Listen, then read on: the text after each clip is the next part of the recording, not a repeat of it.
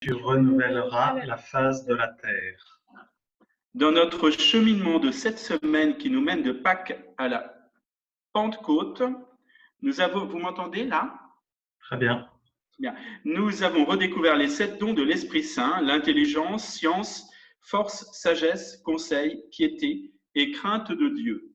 Aujourd'hui, accompagnés par Mathilde et Laurent Arnaud, fille et père, grâce à Martin Charlier aussi, nous commençons à préciser quels sont les fruits de l'Esprit Saint. Alors, qu'appelle-t-on les fruits de l'esprit? C'est saint Paul qui nous en parle dans sa lettre aux Galates. Mais voici le fruit de l'esprit: amour, joie, patience, paix, bonté, bienveillance, fidélité, douceur et maîtrise de soi. Si l'on compte, cela fait 9 fruits. Quelle différence peut-on faire entre les dons de l'esprit et les fruits de l'esprit? Il ne faut pas trop vouloir séparer ces réalités, mais on peut faire la distinction suivante. Si les dons de l'esprit sont des dons de Dieu qui sont offerts à tous, un cadeau gratuit en quelque sorte, le terme fruit évoque une action progressive de Dieu en nous. Comme dans un arbre fruitier, la croissance lente et progressive permet le développement du réceptacle charnu, gorgé de sucre et voluptueux, ainsi que les pépins ou noyaux, qui sont source du don de vie qui va se poursuivre. Cette comparaison avec les fruits de l'esprit met l'accent sur notre vie intérieure, qui se développe peu à peu et qui irrigue notre existence. On ne reçoit pas tout d'un coup un fruit comme si c'était un don achevé que Dieu mettrait dans le cœur. Un fruit est le développement de la grâce de Dieu. Les dons et les fruits sont complémentaires et sont tous nécessaires à notre vie chrétienne, avec en premier fruit l'amour. Souvenons-nous de ce que disait saint Paul: « J'aurais beau avoir tous les dons, si je n'ai pas l'amour, cela ne sert à rien. » L'énumération de ces fruits nous montre à quoi parviennent ceux qui se laissent saisir, conduire, former par Dieu. Les fruits du Saint-Esprit montrent que Dieu joue vraiment un rôle dans la vie des chrétiens. Débutons cette soirée par les 3 premiers fruits cueillis dans cette coupe de fruits que vous voyez dans cette corne d'abondance: l'amour, la joie, la paix. Un par un, nous étudierons ces fruits et à chaque fois, nous nous aiderons de l'application vécue par les saints et puis d'un petit témoignage personnel. Donc, je vais vous parler du premier fruit, l'amour. L'amour ou la charité, en grec agapé, est, selon saint Paul dans l'Épître aux Galates, le fruit fondamental de l'esprit. C'est pourquoi Paul parle de fruits au singulier avant d'énumérer la manière dont cet amour se décline: joie, paix, patience, bonté, bienveillance, foi, douceur, maîtrise de soi. L'amour ou la charité est gratuit, sans condition, donné sans compter. C'est le contraire de l'égoïsme. Cet amour recherche ce qui est le meilleur pour l'autre. L'amour n'est pas un don de Dieu, c'est un fruit. C'est la participation à l'amour même de Dieu pour les hommes. On grandit peu à peu dans l'amour, au fur et à mesure du développement de notre vie spirituelle. Et c'est à nous de mettre les conditions pour qu'il grandisse. L'amour de Dieu n'est pas un « je t'aime parfois »,« je t'aime à la rigueur » ou « je t'aime à condition ». Non, c'est un « je t'aime » qui ne finit pas. Je t'aime, un point c'est tout, je t'aime, point barre.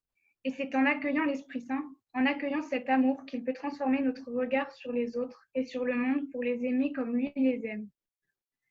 Afin de faire fortifier notre fruit de charité, de le faire fructifier, le Christ nous a donné l'Eucharistie.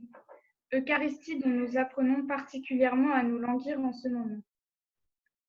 Le catéchisme de l'Église catholique nous rappelle: comme la nourriture corporelle sert à restaurer la perte des forces, l'Eucharistie fortifie la charité qui, dans la vie quotidienne, tend à s'affaiblir. Et cette charité vivifiée efface les péchés véniels. D'une autre manière, saint Augustin nous dit: Pour ceux qui aiment, Dieu change tout en bien. Même leurs erreurs et leurs fautes, Dieu les leur transforme en bien. Sainte Jeanne Jugan disait également à ses petites sœurs des pauvres, « La charité couvre la multitude des péchés. » Donc, en se donnant à nous, le Christ ravive notre amour et nous rend capables de rompre les attachements désordonnés aux créatures et de nous enraciner en lui. Nous ne pouvons parler du fruit de la charité sans évoquer celle qui a dernièrement touché Stéphane Bern, Sainte Thérèse avec sa petite voix de l'amour. Pour elle, la vie de tous les jours est faite de 1000 petits gestes, de difficultés, de petits sacrifices. Autant d'occasions de montrer notre amour pour le Seigneur et pour ceux qui nous entourent. Thérèse nous invite à ne manquer aucun de ces sacrifices. Elle écrit « Il suffit d'aimer, de mettre beaucoup d'amour dans les activités les plus ordinaires de la vie. Jésus ne regarde pas tant la grandeur des actions, ni même à leurs difficultés, qu'à l'amour qui fait faire ses actes. Je comprends maintenant que la charité parfaite consiste à supporter les défauts des autres, à ne point s'étonner de leurs faiblesses, à s'édifier des plus petits actes de vertu qu'on les voit pratiquer. » Au moment de sa mort, Thérèse laisse échapper cet ultime murmure. « Je ne me repens pas de m'être livrée à l'amour. Je l'aime, mon Dieu, je vous aime. »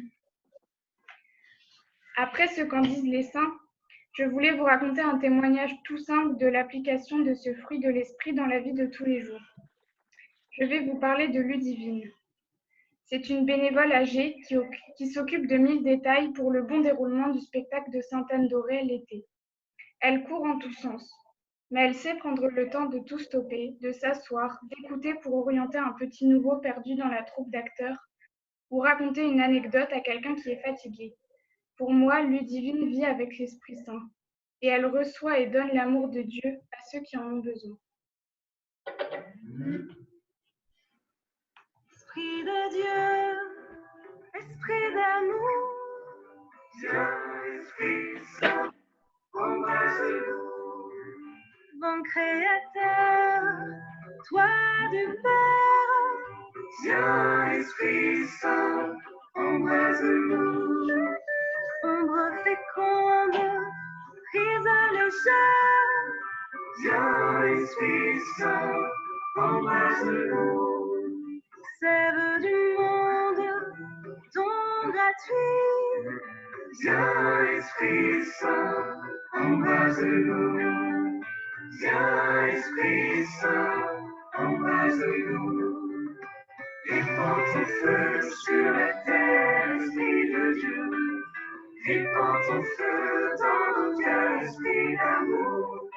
Que brille ta flamme dans nos vies, dans le monde. Viens, Saint-Esprit. Le fruit de la joie. Le fruit de l'Esprit Saint qui est joie, c'est une joie plus profonde que la gaieté ou que le sentiment de bonheur éprouvé lors d'événements heureux. La joie donnée par Dieu ne dépend pas des circonstances extérieures de notre vie. Elle s'ancre dans la certitude d'être aimé de Dieu quoi qu'il arrive. Ensuite, l'Esprit nous apprend la louange. Il nous donne le goût de louer Dieu en communauté ou dans notre prière personnelle. Pourquoi ? Parce qu'il nous met en présence de Dieu qui est fidèle à sa propre générosité de manière surabondante. Notre réponse, c'est la louange. Quelle joie pour nous que Dieu soit Dieu. Et puis, bien sûr, on peut demander à l'Esprit d'éclairer nos choix, nos décisions. Pensons par exemple dans l'Évangile à l'épisode des noces de Cana. Marie présente sa demande car elle croit en Jésus. Jésus commence par refuser, puis on peut penser qu'il consulte son Père dans l'Esprit. Alors il donne la surabondance et c'est la fête, la joie pour tous. Les saints expriment de différentes façons la joie reçue de Dieu, la joie donnée. Sainte Mère Teresa disait « Tirez votre force de votre joie d'être avec Jésus. Soyez heureux et en paix. acceptez tout ce qu'il vous donne et donnez tout ce qu'il prend avec un grand sourire. Chiara Luce, elle, découvre Dieu comme amour en adhérant au mouvement des Focolari à seulement 9 ans. Lorsqu'à 17 ans, on lui découvre un cancer des os, Chiara, au cœur de sa souffrance, demeure habitée par une joie surnaturelle. Elle répète inlassablement « Pour toi, Jésus, si tu le veux, je le veux moi aussi ». Sa chambre d'hôpital, d'abord, puis à la maison, devient un lieu de rencontre, d'apostolat et d'unité. C'est son Église. C'est le fruit de la joie lumineuse de bienheureuse Chiara Luce Badano, qui décède à 19 ans en disant à sa maman « Maman, sois heureuse parce que je le suis ». Enfin, nous pouvons évoquer la joie parfaite de saint François d'Assise. François met en scène un frère affamé et frigorifié que le frère portier refuse d'accueillir en plein hiver. Le frère éconduit reste pourtant intérieurement paisible. François conclut sa parabole de la manière suivante. Au-dessus de toutes les grâces et dons de l'Esprit Saint que le Christ accorde à ses amis, il y a celui de se vaincre soi-même et de supporter volontiers pour l'amour du Christ les peines, les injures, les opprobres et les incommodités. Car de tous les autres dons de Dieu, nous ne pouvons nous glorifier, puisqu'ils ne viennent pas de nous, mais de Dieu, selon ce que dit l'apôtre, « Qu'as-tu que tu n'aies reçu de Dieu ?» Et si tu l'as reçu de lui, pourquoi t'en glorifies-tu comme si tu l'avais de toi-même ? Mais dans la croix de la tribulation et de l'affliction, nous pouvons nous glorifier parce que cela est à nous. C'est là la joie parfaite. Pour illustrer cette joie, fruit des dons de l'Esprit Saint, je vous raconte maintenant l'histoire d'une personne âgée recueillie par les Petites Sœurs des Pauvres, Madame Camperdic. Elle avait eu un parcours de vie semé de galères et de deuil, mais elle aimait rire. Un jour de Pâques, nous l'avions invitée à déjeuner à la maison. Un bon et beau repas était préparé, mais Florence eut le souci de proposer à Madame Camperdic de lui préparer ce qu'elle désirait manger avec grand plaisir. Un peu hésitante, elle ose et lui demande un œuf sur le plat. Et la maison fut remplie de joie et de rire devant la simplicité, chargée de vérité d'un œuf sur le plat pour fêter la résurrection. Ce trait pur, torrent de vie, viens Esprit Saint, embrase-nous, fleuve puissant de la grâce, viens Esprit Saint, embrase-nous, clarté d'en haut, langue de feu, viens Esprit Saint, embrase-nous, flambeau de gloire, feu vivant, viens Esprit Saint, embrase-nous, viens Esprit Saint, embrase-nous, répands ton feu sur la terre, Esprit de Dieu, répands ton feu dans nos cœurs, Esprit d'amour, que brille ta flamme dans nos vies. Dans le monde, viens Saint-Esprit. Après la joie, le dernier fruit de l'Esprit Saint que nous abordons ce soir est la paix. La paix, ce n'est pas l'absence de conflit. C'est une tranquillité de notre être intérieur, une tranquillité de l'âme. L'Esprit Saint dissipe l'inquiétude, la tristesse et la peur. Il apporte l'équilibre au fond de soi. Avec lui, les passions intérieures ne nous baladent pas au gré des vents. Et quand nous sommes en paix, les autres nous recherchent parce que la paix dans nos cœurs nous rend aimables. Saint Charbel Maclouf, saint patron du Liban, en vivant auprès des fameux cèdres, disait « Quand la paix de Dieu a pris racine en toi, tu peux alors apporter cette paix aux hommes et tu les guériras de leur angoisse face à la vie et de leurs doutes. Saint Martin, premier saint non martyr, est principalement connu pour son geste charitable lorsqu'il partagea son manteau. Mais il est aussi un apôtre de la réconciliation fraternelle et un artisan de paix. Au soir de sa vie, il quitte Tours car ses frères du prieuré de Cande, aux confins de la Touraine et de l'Anjou, sont divisés. En allant visiter ses frères, il leur manifeste sa charité ardente et leur apprend à relativiser leurs querelles intestines. Il nous apprend qu'il n'y a pas de vie fraternelle sans pardon et sans réconciliation. Don Paul Préau, supérieur de la communauté Saint-Martin, commente ainsi le lien entre la paix et l'amour, don de l'Esprit Saint. La paix est extrêmement liée à l'amour. Parfois, nous ne sommes pas en paix parce que nous aimons mal. Soit nous voulons capter par l'amour fusionnel, soit nous voulons repousser par le refus de pardon. Nous le sentons très bien quand nous avons vécu un conflit et que nous entrons intérieurement dans le pardon. Aussitôt, une paix profonde s'installe. Mais c'est un combat et parfois une longue agonie. La charité, c'est laisser couler l'amour qui vient d'au-delà de moi, que je laisse vivre en moi et que je donne en pure gratuité. Retrouver ce mouvement de l'amour ne peut que produire la paix, parce que l'essence de mon être, c'est aimer, accueillir, goûter et redonner cet amour sans le prendre ni le repousser. Et le Père Paul Préau poursuit, l'Esprit Saint, c'est l'amour au cœur de la Trinité, ayant pour mission d'être fécond à l'extérieur de la Trinité. Saint Paul dit, l'amour de Dieu a été répandu dans nos cœurs par le Saint-Esprit. Faire l'expérience de l'Esprit Saint, c'est faire l'expérience de la paix.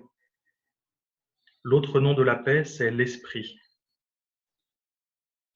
Je vous invite à nous réapproprier cette parole forte de Saint Paul aux Éphésiens. Appliquez-vous à conserver l'unité de l'Esprit par ce lien qu'est la paix. Saint Martin nous regarde, mais il vient à nous ce soir pour nous réconcilier avec Dieu, avec nous-mêmes. Il ne faudrait pas finir notre journée sans prendre la ferme résolution de poser un geste de réconciliation. Faire ne serait-ce qu'un pas, même s'il nous coûte un peu. L'expérience de la paix est le critère authentique d'une expérience de l'Esprit Saint. J'illustre maintenant la force de ce fruit de la paix par un témoignage personnel. Je vais vous parler d'un casque bleu. C'est le surnom que nous avons donné à mon père dans la famille.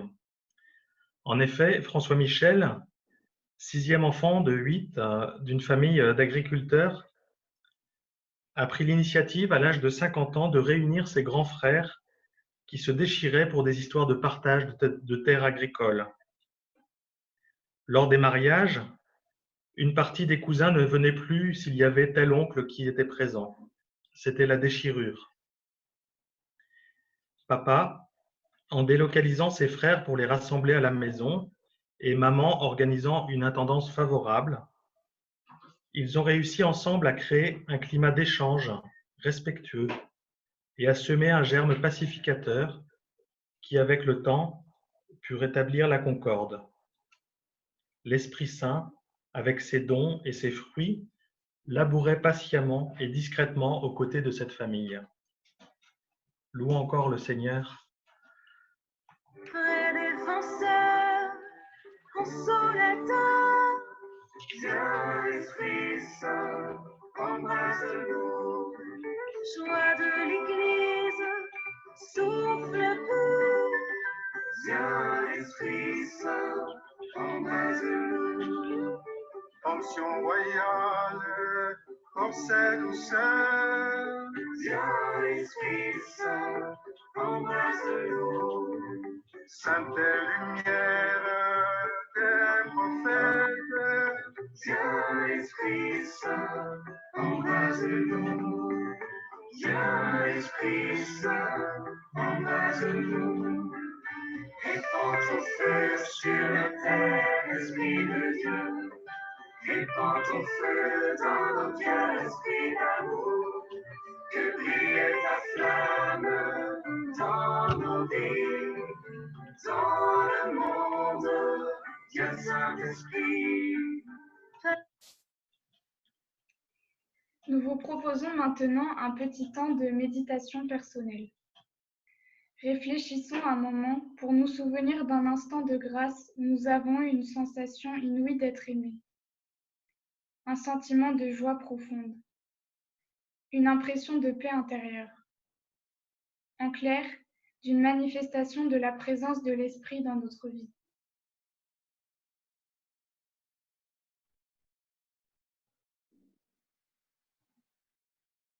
Et j'en rends grâce car l'Esprit Saint m'a permis de rendre palpable la présence de Dieu dans ma vie. J'en revisite les circonstances. Peut-être que certains diront « Mais moi, je n'ai pas ressenti de telles choses. Est-ce grave, docteur ?»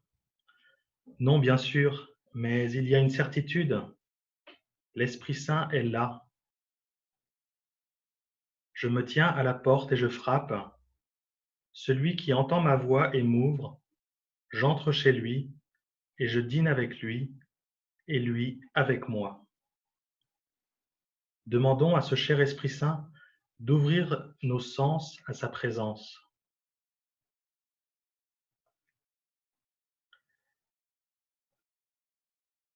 Cet amour, cette paix, cette joie n'est pas que pour moi. L'ayant reçu comme signe de la présence de mon défenseur, il me faut en témoigner et en faire profiter ceux que je rencontre au long de mon chemin. Oui, qu'en ai-je fait de ces fruits de l'esprit? Demandons à ce cher Esprit Saint de me rendre attentif à redonner ce que j'ai reçu.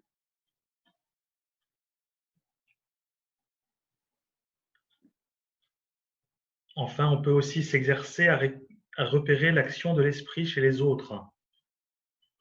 Puisque nous croyons que l'esprit est au travail dans les cœurs, chacun de nous peut et doit écouter l'esprit à travers son frère.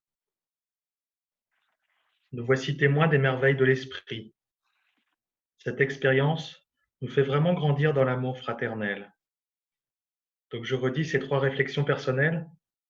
Viens en moi, Esprit Saint, ou merci Saint-Esprit d'être venu me visiter à telle occasion.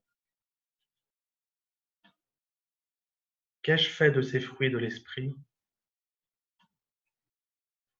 Comment est-ce que je décèle l'action du Saint-Esprit au travers de mon frère?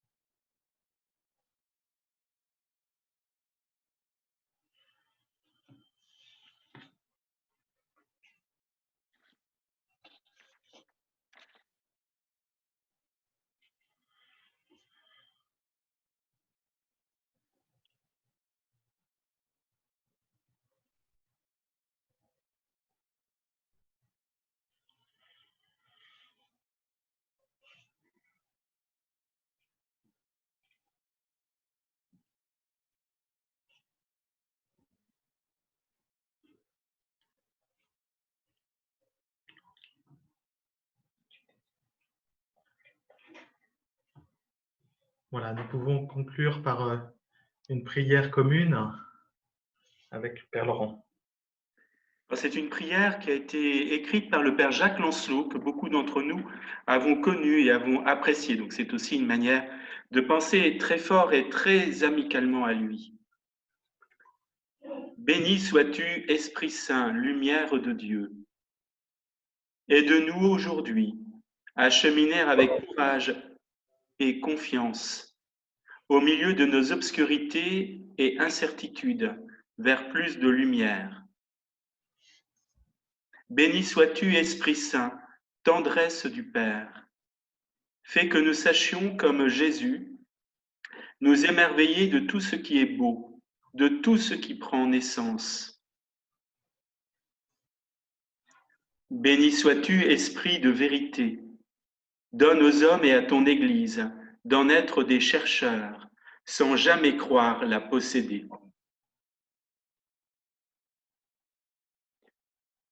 Loué sois-tu, Esprit Saint, Père des pauvres, toi qui chantes dans la vie des humbles. Aide-nous à apprendre d'eux ce qu'ils nous enseignent de toi. Loué sois-tu, Esprit Saint, amour vivant de Dieu. Aide-nous à aimer le peuple qui nous est donné, à accompagner ce qui fait vivre, à reconnaître et à célébrer les signes de ton action. Loué sois-tu, Esprit du Père et du Fils. Conduis-nous à une connaissance renouvelée de Jésus, Christ et Seigneur, vivant, ressuscité, maintenant et à jamais. Le Seigneur soit avec vous. Et avec votre esprit, Et que Dieu Tout-Puissant et plein d'amour vous bénisse, lui qui est Père, Fils et Saint-Esprit. Amen. Et bonne nuit dans la paix du Christ. Bon début de soirée. Grâce à Dieu.